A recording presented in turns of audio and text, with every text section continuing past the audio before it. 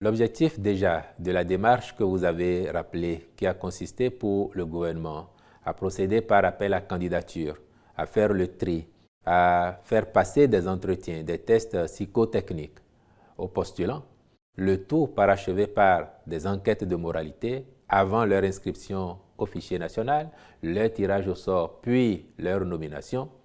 La finalité de tout cela, c'était de pouvoir disposer de cadres compétents et aussi intègres. Mais on vous le dira partout, même les enquêtes de moralité sont des présomptions d'intégrité ou aboutissent à des présomptions d'intégrité. Une fois en situation, il appartient au cadre ainsi positionné de faire preuve de cette intégrité dont il est crédité. Si les faits ou les actualités que vous évoquez s'avèrent, cela voudra dire que le gouvernement a eu raison de tout temps de considérer que la lutte contre la corruption et la mauvaise gouvernance est une affaire de tous les jours. Ça n'aura jamais été un combat définitivement gagné. Et donc, si malgré le dispositif de prévention, mais aussi de sanctions mis en place, et chacun peut en attester dans notre pays que depuis quelques années maintenant, la lutte contre la corruption est devenue chose effective. Si malgré ces dispositifs, il se trouve que des cadres se permettent des écarts de conduite avec la gestion des ressources publiques, évidemment que ces derniers seront appelés à répondre de leurs actes. Là-dessus, le président de la République a toujours indiqué au gouvernement qu'il sera intraitable.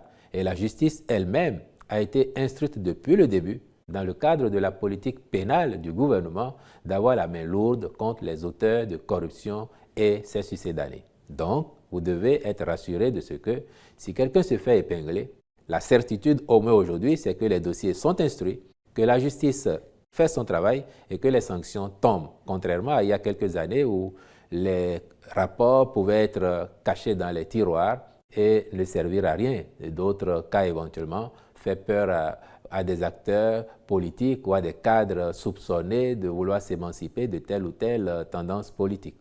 Aujourd'hui, vous êtes cadre, vous êtes agent de l'État, vous êtes convaincu de corruption ou de mauvaise gouvernance, vous savez très bien que vous allez répondre de vos actes. Et donc, en conclusion, si les faits que vous évoquez s'avèrent, la justice fera son travail, les intéressés répondront de leurs actes et les sanctions appropriées ne manqueront pas de leur être administrées.